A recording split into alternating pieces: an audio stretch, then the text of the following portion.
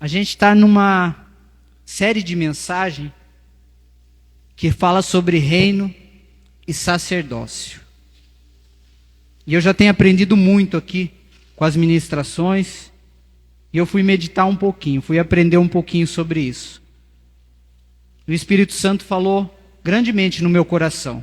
O texto base está lá em Apocalipse 9, Apocalipse 5, versículo 9 e 10. Glória a Deus, aleluia, santo é o teu nome, Pai. Quando eu vi esse tema, irmãos, reino e sacerdócio, eu falei, tem tudo a ver. Como que Deus é tremendo, né? Vocês vão entender, eu vou explicar para vocês o que o Espírito Santo falou no meu coração e o porquê tem tudo a ver. Eu vou estar lendo aqui. E cantavam um novo cântico, dizendo, digno és de tomar o livro e de abrir os seus selos, porque foste morto e com o teu sangue compraste para Deus homens de toda a tribo e língua e povo e nação. E para o nosso Deus o fizestes reis e sacerdotes, e eles reinaram sobre a terra. Amém, queridos? Irmãos, um pouquinho que a gente leu aqui, já dá para a gente entender que o nosso maior exemplo de sacerdócio, de reino, de rei, é Jesus Cristo, o nosso Senhor. E não precisa ser teólogo, não precisa estudar muito, para a gente entender que se o nosso maior exemplo de sacerdócio, de reino é Jesus, a melhor forma da gente exercer o sacerdócio, a autoridade que Deus derramou sobre a nossa vida, é a gente seguir os passos de Jesus. É a gente colocar em prática aquilo que o nosso Senhor nos ensina. Aquilo que a gente aprende diariamente com a palavra de Deus, nos cultos, na célula, nos louvores. E queridos, eu vou confessar algo para vocês aqui. Quando falava de sacerdote, de sacerdócio, eu tinha uma visão assim meio, sabe, eu na minha pequeninice, por falta de entendimento também, eu falava de sacerdote, eu lembrava daqueles que crucificaram Jesus. Porque algumas pessoas já falaram, você é sacerdote de Deus. E eu tinha visão, e eu tinha visão daqueles homens que crucificaram o nosso Senhor, que não aceitaram Ele como Salvador. E eu ficava um pouco triste quando falava sobre sacerdote. E devido às pregações que está tendo sobre esse tema, eu fui entender um pouquinho mais. E sacerdócio nada mais é do que uma autoridade que o Senhor nos deu, que a gente tem através de Jesus na cruz. E a maior forma, como eu disse aqui, da gente exercer o sacerdócio é com as nossas atitudes, é com aquilo que a gente aprende. E aí eu fui ler, eu fui aprender um pouco da palavra, e o Espírito Santo ele começava a me lembrar de algumas passagens da Bíblia, de pessoas, de homens e mulheres de Deus, que exerciam o sacerdócio através das suas atitudes. E o Senhor ele me lembrou de uma passagem sobre Esther, uma grande mulher de Deus, quando ela se posiciona. E o Espírito Santo se falava no meu coração, falava, Jonatas, quando os cristãos, servos de Deus, eles se posicionam diante de alguma situação, eles estão exercendo o sacerdócio. Eles estão exercendo a autoridade que foi dada por Deus sobre alguma situação que eles estão vivendo. Jonatas, quando Daniel ele decide não se prostrar diante de uma estátua ou de um decreto, ele está exercendo o sacerdócio de Deus, disposto a morrer por aquilo, pelo nome de Deus, pela palavra de Deus. E eu comecei a meditar naquilo, eu falei, meu Deus, tem tudo a ver. Tem tudo a ver. Porque através de uma atitude que eu tome, como sacerdote de Deus, como alguém que escuta a palavra de Deus e coloca em prática, no automático, o reino de Deus, ele se estabelece na terra através da nossa atitude. Quando você, no trabalho, você se posiciona como um homem de Deus, se posicionando como sacerdote, nos usando a autoridade que Deus te deu como sacerdote, no automático, o reino de Deus ele é estabelecido no seu trabalho. É por isso que eu disse no começo que tem tudo a ver o reino e sacerdócio. Porque quando você se coloca numa posição de sacerdote de Deus, no automático, o reino de Deus é manifestado na terra. E fica mais bonito ainda, irmãos, quando acontece que nem a irmã falou quando ela estava louvando aqui. Quando a gente se posiciona como sacerdotes de Deus diante de uma luta, diante de uma dificuldade. Poxa, eu creio que isso mexe com o coração de Deus, irmãos. Porque que nem eu falei aqui, eu usei... Tem vários exemplos, mas eu gosto muito de Daniel. Irmãos, Daniel ele foi jogado na fornalha porque ele não se dobrou diante de um decreto que fizeram para que ele não orasse. E mesmo assim ele foi e orou, porque ele sabia em que ele cria. Irmãos, agora olhe comigo. Diante de uma atitude de Daniel, de não se prostrar diante daquele decreto, ele é jogado na fornalha para ser, na cova dos leões, perdão, para ser morto. Ele é jogado para ser morto. E até aqueles que não eram servo de Deus, quando viram, gritaram e viram que ele estava vivo, poxa, eles passaram a crer. A atitude dele fez que o reino de Deus se manifestasse naquele lugar.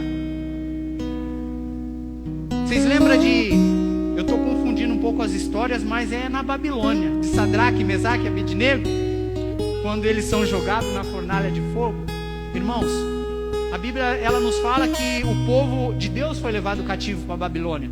Então não tinha lá somente Sadraque, Mesaque e Abednego. Tinha um monte de gente de Deus. Aí eu fiquei pensando, eu falei, poxa, se foram jogados só Sadraque, Mesaque e Abednego diante da fornalha, por não se curvar diante de uma estátua, os outros quer dizer que se curvaram para não serem jogados? Porque foi levado um povo inteiro cativo, e somente 3 homens foram jogados naquela fornalha. Significa que um monte de gente que tinha conhecimento, que servia a Deus, se prostravam diante daquilo. Não tinham coragem, para ser mais exato, em cima daquilo que a gente está falando, não entendiam a autoridade de sacerdotes que eles tinham. Agora pensa comigo, irmãos, eu estou falando para vocês que através de uma atitude de sacerdote de Deus, que a gente tomar, o reino de Deus ele vai se manifestar sobre a terra. Imagina comigo, aqueles homens sendo jogados na fornalha, porque não se prostraram, tomando uma atitude de sacerdotes. Agora imagina comigo, quem estava de fora olhando, aqueles que não eram crentes, e aqueles que eram crentes, e não sei o porquê não estavam dentro da fornalha com eles, olhando eles passeando em meio ao fogo.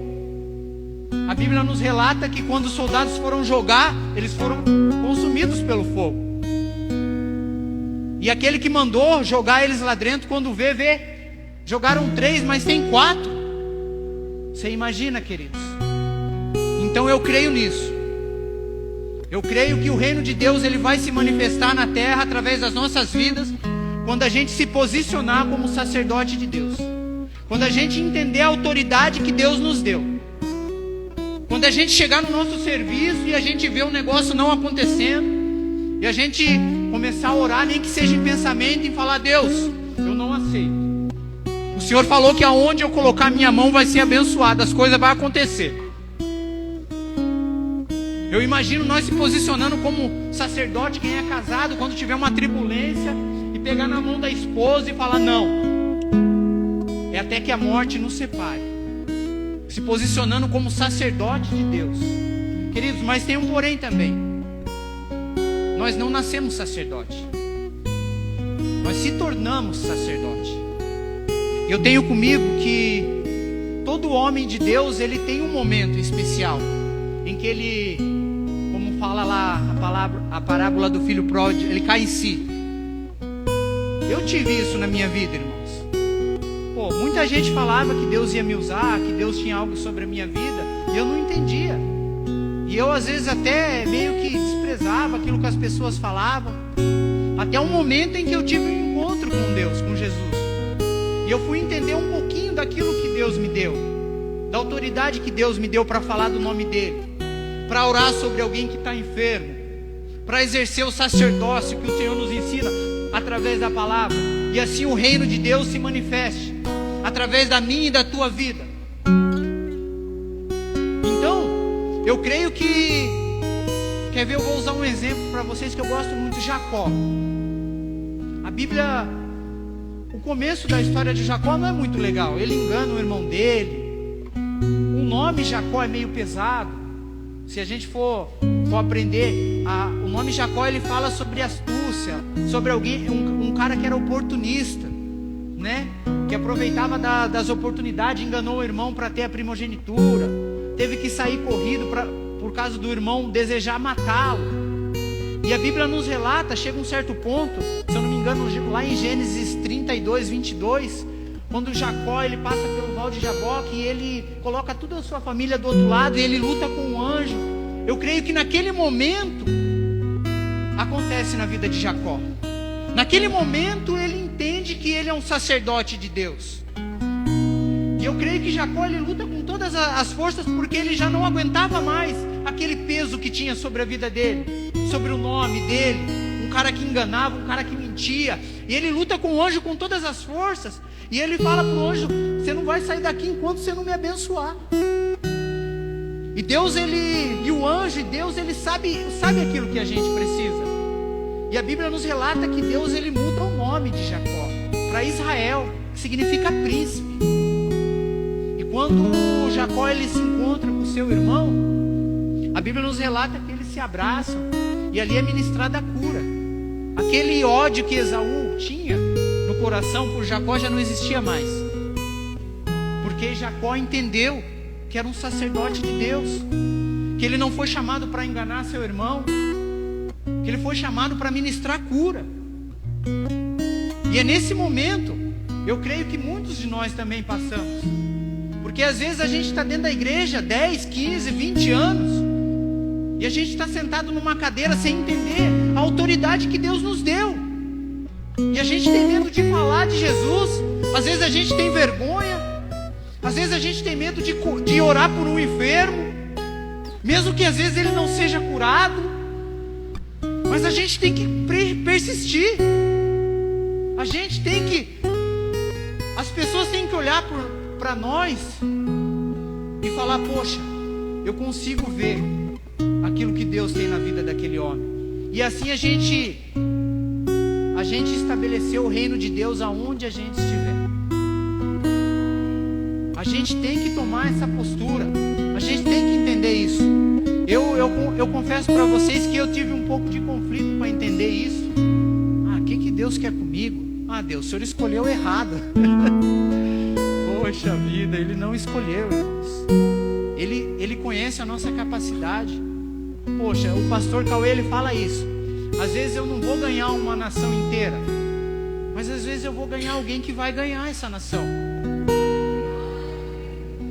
Às vezes eu não vou ser um grande pregador, mas às vezes Deus vai me usar para pregar para minha família e ganhar a minha família. Às vezes eu não sei tocar. Já falei pro Branco 1 milhão de vezes que eu vou fazer aula, né, Branco? Comprei o violão, dei para a Raniele, para minha filha, porque eu começo a tocar, eu começo a perder a paciência. Eu falo: eu vou quebrar isso aqui. Mas Deus me usa para pregar, para falar do amor de Jesus, do meu jeitinho. Não precisa falar bonito. Às vezes eu gaguejo, às vezes eu confundo os versículos, mas Deus usa a nossa vida da mesma maneira. E eu entendi aquilo que Deus entregou na minha mão. Eu fui num velório esses dias atrás de um grande amigo, alguém que eu sempre falava de Jesus para ele. E quando eu vi ele dentro daquele caixão, eu não consegui ficar muito tempo lá, porque é uma pessoa que tirou a camiseta do corpo para me vestir. E das coisas que eu mais queria ver era ver ele na presença de Deus, e eu não consegui. E aí o Espírito Santo falou para mim: será que você falou bastante de Jesus para ele? Será que você falou o suficiente de Jesus para ele entender essa autoridade que você tem, para ele entender aquilo que Deus fez sobre a sua vida? E eu saí de lá, não deixei ninguém me ver chorando, saí de lá chorando pro meio da rua, e eu falei: Deus, Pai, me ajuda, Deus, porque eu não quero mais deixar de falar de Jesus para as pessoas. Eu não quero mais ver um amigo dentro de um caixão e ouvir do Teu Espírito Santo que eu não falei o bastante de Jesus para ele. Eu não quero mais isso, Deus. Eu não quero ver a minha família se perdendo porque eu deixei de orar, porque eu deixei de persistir, porque muitas vezes eu orei só uma vez e não aconteceu, eu parei de orar, e assim deixando de exercer o sacerdócio de Deus, a autoridade que Deus derramou sobre a minha vida. Então é isso que eu vim falar para vocês aqui hoje. É isso que o Espírito Santo primeiramente falou comigo. A autoridade está sobre nós, queridos. Talvez você possa estar falando aí no seu cantinho: ô Jonatas, mas eu não me sinto sacerdote de Deus. É que você só não entendeu ainda. Porque no momento em que você ergueu a sua mão assim e falou: Jesus, eu te aceito como único e suficiente Salvador. Pastor, eu quero batizar, eu quero descer nas águas. Você já aceitou o sacerdócio de Cristo sobre a sua vida. Porque você creu que para você ser salvo você tem que ser batizado. Você creu na palavra, você creu no Cristo. Então, irmão, não sei se você vai levar como uma notícia ruim ou como uma notícia boa, não se assuste, mas você já é sacerdote de Cristo. E o Senhor quer usar a tua vida, essa autoridade de sacerdócio, para estabelecer o reino de Deus na terra, para estabelecer o reino de Deus no teu trabalho, para estabelecer o reino de Deus na tua casa, para estabelecer o reino de Deus em qualquer lugar que você estiver. E muitas vezes, que nem eu falo lá no meu serviço, vocês não precisam gostar de mim, vocês têm que me respeitar. Muitas vezes as pessoas não vão gostar de nós, mas elas vão olhar e vão falar: tem algo diferente. Pô, eu não gostei da forma que ele falou, mas é algo da parte de Deus. Que a correção ninguém gosta de ouvir, queridos. E desde que eu entrei na igreja, que eu entreguei a minha vida para Jesus, o que eu mais ouvi da parte de Deus foi correção. E glória a Deus por isso, porque é o que tem me mantido dentro da casa do Senhor, servindo ao Senhor. E todas as vezes quando eu penso em desistir, o Senhor me lembra de tudo que Ele fez na minha vida, de tudo que Ele derramou sobre a minha vida, e eu falo: não, Deus, eu não posso, porque o Senhor colocou não só a autoridade, o sacerdócio, mas o Senhor colocou expectativa em mim, e eu tenho que dar uma resposta diante disso. E é isso que o Senhor quer de nós. Amém, queridos? Vocês entenderam aquilo que o Senhor quer de você? Você tem coragem de levantar sua mão direita assim para cima e falar para mim assim, para mim não, para o Senhor: eu sou um sacerdote do Senhor. Você acabou de reconhecer, não tem pra onde correr mais, viu? Te peguei. Amém, queridos? Agora é colocar em prática, agora é ir para cima. Se a gente prestar atenção, a nossa igreja, ela é linda. Ela tem um monte de maneira de a gente exercer o sacerdócio. Só não exerce quem não quer. Tem um monte de maneira. Através de uma mensagem, através de um louvor, através da salinha das crianças. Eu creio nisso, irmãos. Quando as professoras estão ministrando lá, elas estão exercendo o sacerdócio. Quando o pastor está pregando, quando os pastores estão falando de dízimo e de oferta, eles estão exercendo o sacerdócio, porque eles estão falando aquilo que a palavra de Deus nos ensina. Dá para exercer o sacerdócio, querido, dentro da igreja e fora da igreja, no nosso trabalho, na nossa casa. Amém, queridos? Coloque-se de pé no seu lugar. O pastor Branco vai me ajudar a louvar um louvor. Na verdade é ele que vai louvar, porque eu só canto no banheiro da minha casa. Eu só só vou dar uma força aqui, né, pastor? Porque quando eu louvo esse louvor, eu me lembro de todos os momentos difíceis que eu passei e o Senhor teve comigo. Ele nunca me desamparou. E Ele sempre me lembrou no deserto, aonde foi. Ele sempre me lembrou daquilo que Ele é na minha vida, daquilo que Ele representa para mim. É um louvor fácil. Se você souber, me ajude. Vamos louvar ao Senhor. Glória a Deus. Santo é o teu nome. Toda honra, toda glória seja dada a ti, Deus. Santo, eu não preciso transformar pedras e pães para provar que no deserto tu estás cuidando de mim. De um lugar alto não vou me lançar, só pra demonstrar o teu poder. Eu não preciso ver fenômenos pra crer em ti. Não troco nossa comunhão pelo prazer de conquistar palácios, riquezas.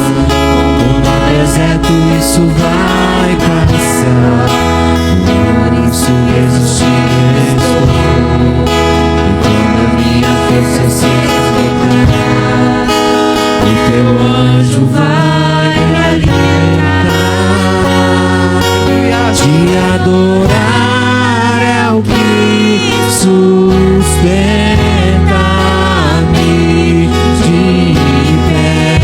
Eu não vou perder a guerra. Te louvarei meio às tentações. É mais que tragédia. Posso não ver o amanhã, mas hoje sei que esse deserto vai chegar ao fim.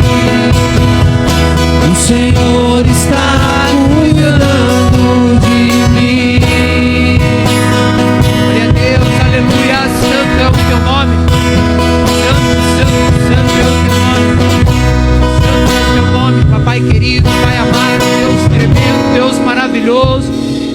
Santo é o teu nome. Que toda honra, toda glória seja dada a ti, Deus.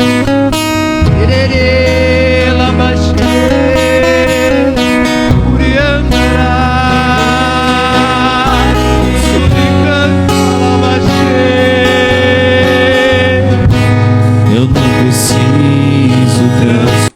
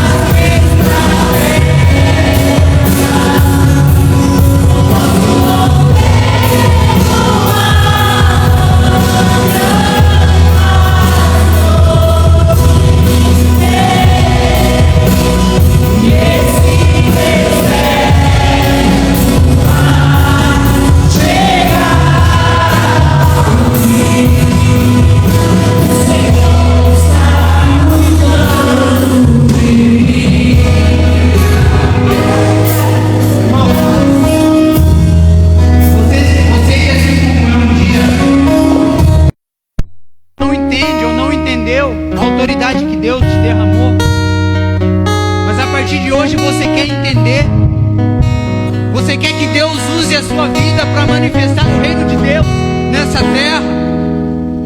Vem aqui à frente, querido. Eu quero orar pela tua vida.